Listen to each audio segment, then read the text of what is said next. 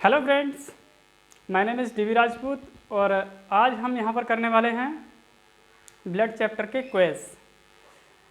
अच्छा, क्वेज क्यों करने वाले हैं? क्योंकि ब्लड जो चैप्टर कुछ टाइम पहले जो करा रहे थे वो कम्प्लीटली हो चुका है। तो आप लोगों ने अगर वीडियो नहीं देखी है तो प्लीज़ पहले वीडियो देखिए और उसके बाद में ये क्वेज ज़रूर लगाना। क्वेज क्यों ज़रूरी है? वो इसलिए है क्योंकि क्वेज से ही हमें पता चलता है कि हमने अब तक सीखा कितना है। तो फ्रेंड्स, खाली हवा में लठ मारने से कुछ नहीं होता, सिर्फ इनपुट दिए जाने से भी कुछ नहीं होता जब तक ये पता ना चले कि भाई साहब उसमें से आउटपुट कितना मिल रहा है हमें। और आउटपुट निकालना जिस दिन सीख गए उस दिन आप चैप्टरों की धज्जियाँ उड़ाओगे, धज्जियाँ। चलिए, तो हमें तो यहाँ पर क्या करना है, पहले चैप्टर वाइज पूरी थ्योरी करा देनी है, उसके बाद उसके क्वेज। पहले चैप्टर फिर उसके क्वेज, पहले चैप्टर फिर उसके क्वेज। इस टाइप से हमको पूरी का पूरी ब्लड, जैसे ब्लड कंप्लीट करा दिया, अब इसके क्वेज लगा रहे हैं, तो उसी के अकॉर्डिंग हमें पूरी का पूरा ये सब्जेक्ट जो बायो है फिनिश कर देना है। इसी टाइप से हमें सब्जेक्ट क्लियर करना है यहाँ पर। तो एक चैप्टर हमारा हो चुका है और उसके क्वेज ये आपके स्क्रीन पर है। तो बिना देरी करे हुए हम सीधे क्वेज पर आते हैं। और आपको करना क्या है, मैं एक क्वेश्चन पढ़ूंगा तो उसके बाद में उसके 4 विकल्प दे रखे होंगे, उन आप लोगों को उसका आंसर सेलेक्ट करके रखना है। और क्वेश्चन पढ़ने के समथिंग 5 से 6 सेकंड बाद मैं उसका आंसर बता दूंगा। और आंसर पता करते ही आप लोगों को ये पता चल जाएगा कि कौन सा आंसर सही था, आपका आंसर सही था या नहीं। तो इस प्रकार से आप सेल्फ डिफाइन कर पाएंगे कि आपने अब तक कितना सीखा है। तो ये वीडियो भी काफ़ी बेनिफिशियल होने वाली है हमारे व्यूअर्स के लिए। तो आइए, बिना देरी करे हुए आते हैं सीधे क्वेज की ओर।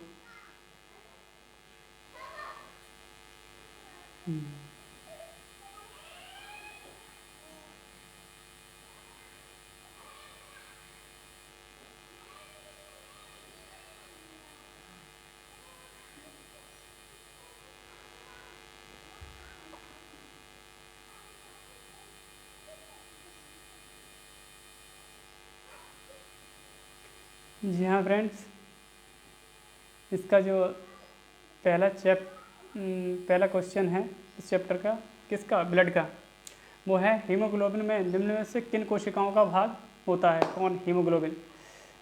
तो आपका टाइम स्टार्ट होता है अब, और आप इसमें से जो 4 ऑप्शन दे रखे हैं चूज़ कर लीजिए।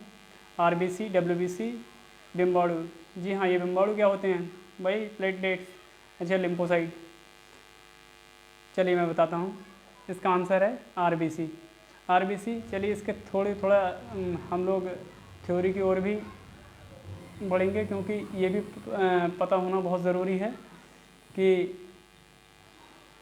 ये कहाँ से मतलब लिया गया है। जैसे कि मैंने आप लोगों को थ्योरी में ही बताया था कि हीमोग्लोबिन में हिम वाला भाग किससे जुड़ता है? आयरन से जुड़ता है, हैं? और जो किसका, आरबीसी का भाग होता है। किसका होता है? आरबीसी का भाग होता है।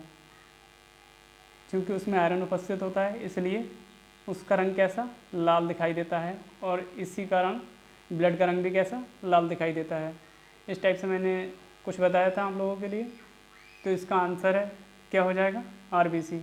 हालांकि इसमें टिक लगा हुआ है, इस पर आप मत जाइए, हो सकते हैं ये जो टिक हैं वो गलत भी हो सकते हैं, तो इनको देखना नहीं है अभी ये देखना है कि हम अपना बेस्ट से बेस्ट कैसे दे सकते हैं।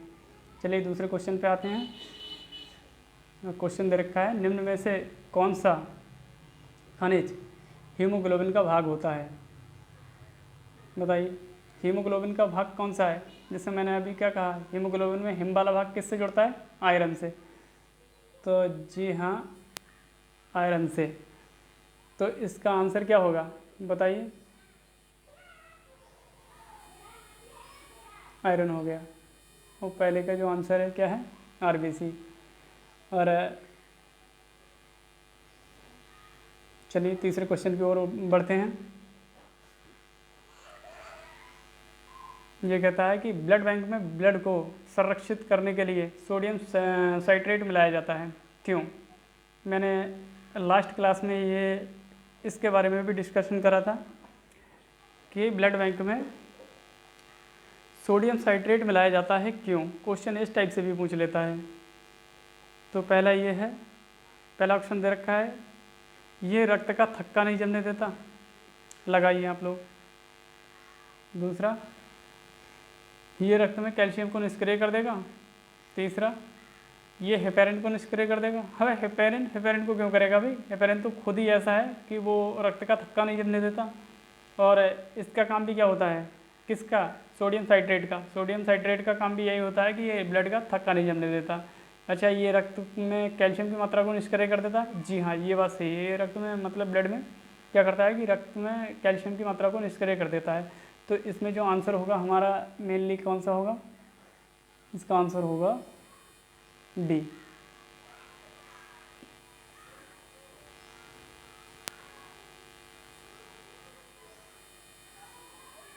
आइए आगे बढ़ते हैं।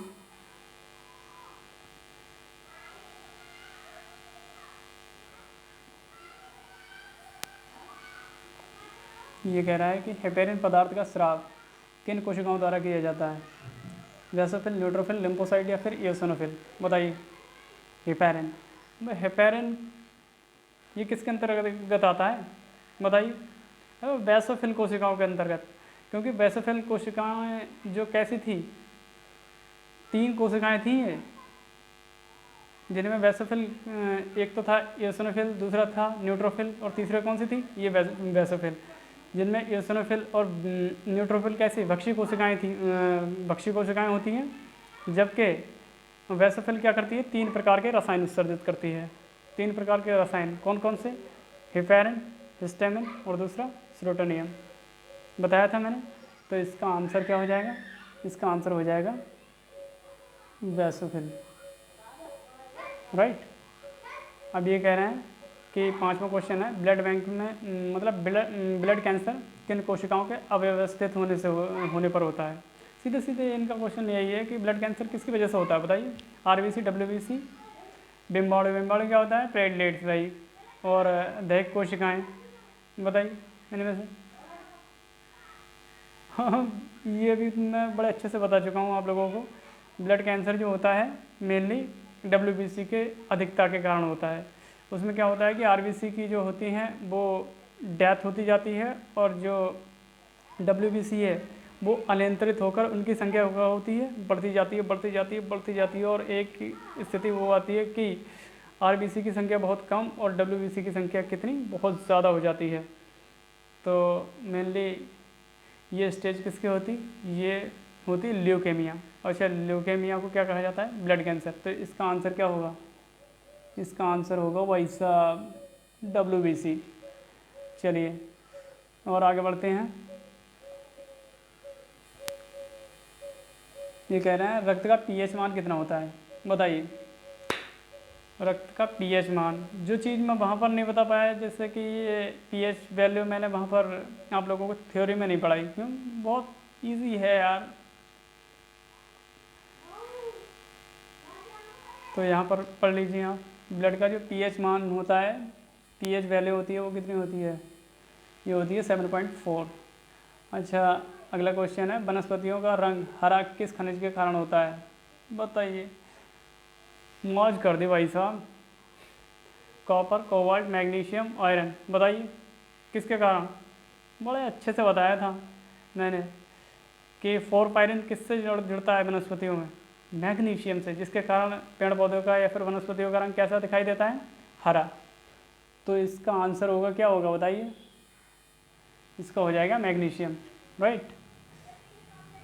चलिए 8वें क्वेश्चन पर आते हैं। कह रहे हैं एनीमिया निम्न में से किस की कमी के कारण होता है? बताइए। आयरन है, कोबाल्ट है, कॉपर है। अरे भाई साहब बिल्कुल यार, ऐसे क्वेश्चन है बिल्कुल फूके हुए, समझ लीजिए। आयरन, सही बात है, आयरन के कारण होता है। कॉपर, कॉपर क्या करता है? कॉपर ही तो आयरन का अवशोषण करता है। अगर कॉपर की कमी हो जाएगी तो आयरन का अवशोषण कोई कर पाएगा? नहीं कर पाएगा ना।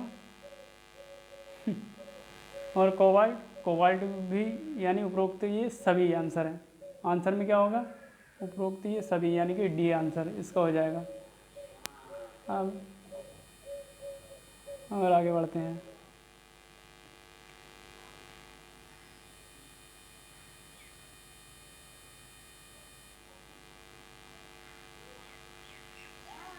चलिए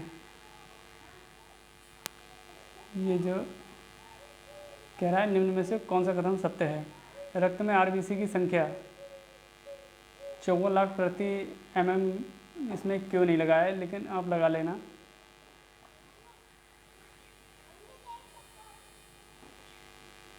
ठीक,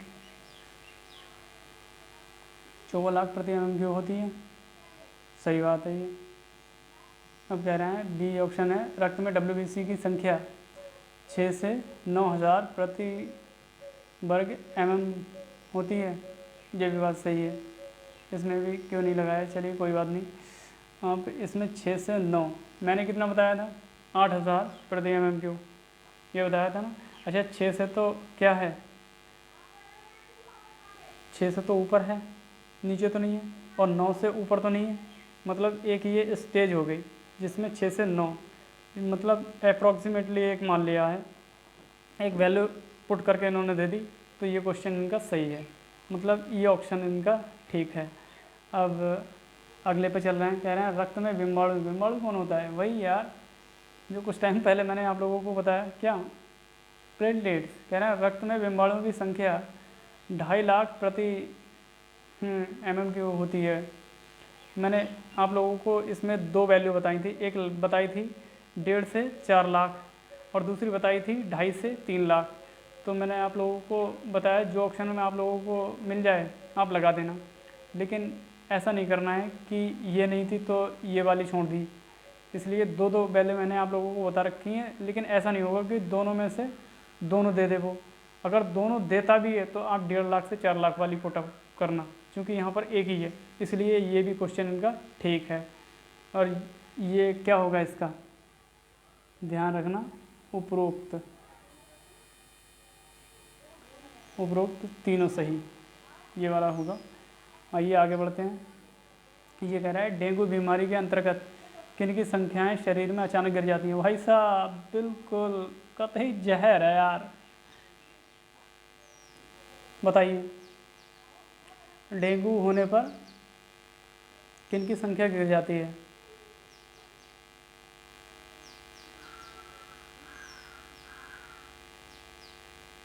अच्छा डेंगू होता किसकी वजह से है?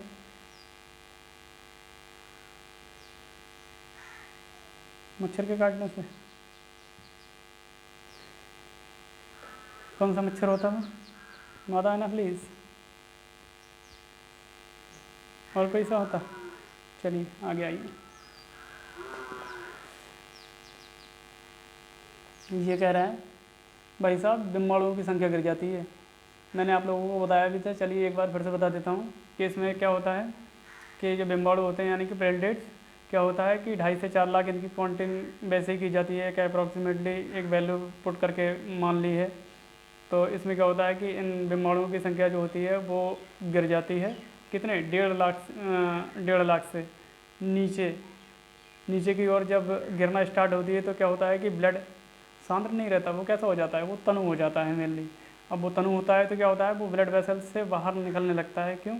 उन्हें जब वो सांद्र ही नहीं रहेगा क्या हो जाएगा, पतला हो जाएगा, तो क्या होगा, ब्लड में रहेगा, वो ब्लड में नहीं रहने वाला, फिर सॉरी ब्लड वेसल्स में नहीं रहने वाला, फिर वो कहाँ पर, ऊतकों में, या फिर हम ये भी कह सकते हैं कि जो नाक है, नोज़, उससे भी जब वो उसकी काउंटिंग जब 40,000 से भी नीचे आ जाती है, अप्रॉक्सीमेटली मैंने एक 30,000 वैल्यू पुट कर दी कि 30,000 से अगर कम उसकी जब काउंटिंग आने लगे तो वो क्या करता है कि नाक से भी उसकी ब्लीडिंग होने लगती है, किसकी, ब्लड की। और ये जो मेनली स्टेज होती है वो किसकी होती है बताइए? डेंगू की होती है। ठीक है, चलिए आगे बढ़ते हैं। तो इसमें इसका जो आंसर होगा कौन सा होगा, ये होगा बिम्बाणु। चलिए आगे बढ़ते हैं।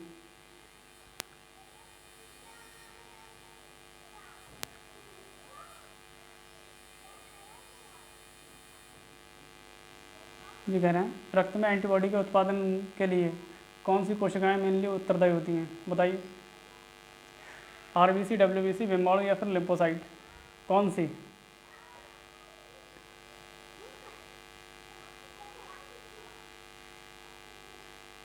लगा लिया, बताएं।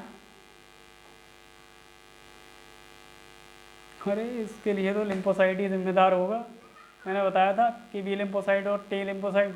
टी लिम्फोसाइट क्या करता है कि इन्फॉर्मेशन को कलेक्ट करके किसको प्रोवाइड कराता है, बी लिम्फोसाइट के लिए। और बी लिम्फोसाइट क्या करती है, उसके किसके दुश्मन कोशिकाओं के दुष्प्रभाव को समाप्त करने के लिए एंटीबॉडी का निर्माण करती है। बस इतनी सी यार बात है, और क्या है इसमें।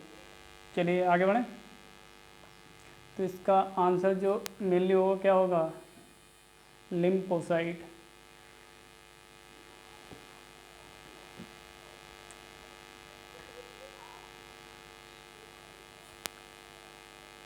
चलिए ये 13वां क्वेश्चन है। ये कह रहे हैं कि एक स्वस्थ मनुष्य के शरीर में रक्त की जो मात्रा होती है वो कितनी होती है।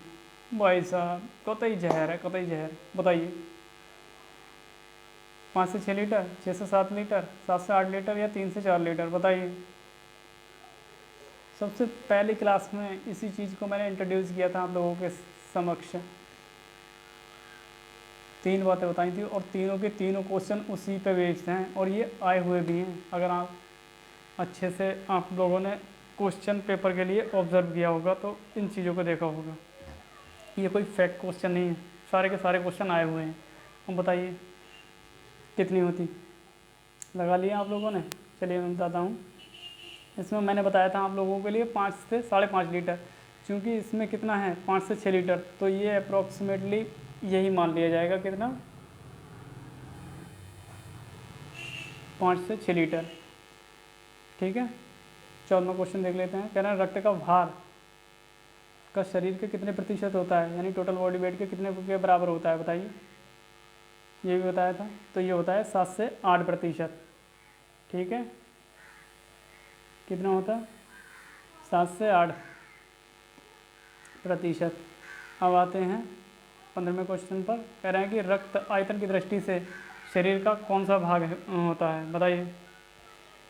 रक्त आयतन की दृष्टि से शरीर का कौन सा भाग होता है। 1/8, 1/10, 1/12, 1/13, बताइए। तो ये होता है, लगा लिया आप लोगों ने, ये होता है 1/13। तो ये रहे आज के MCQ यानी क्वेज। तो बताना ज़रूर कमेंट करके कि आप लोगों के कितने क्वेश्चन ठीक गए, और कमेंट करके ये भी बता देना क्लास कैसी लगी आज की। ठीक है, और अपना प्यार इसी तरह से बनाए रखें। धन्यवाद।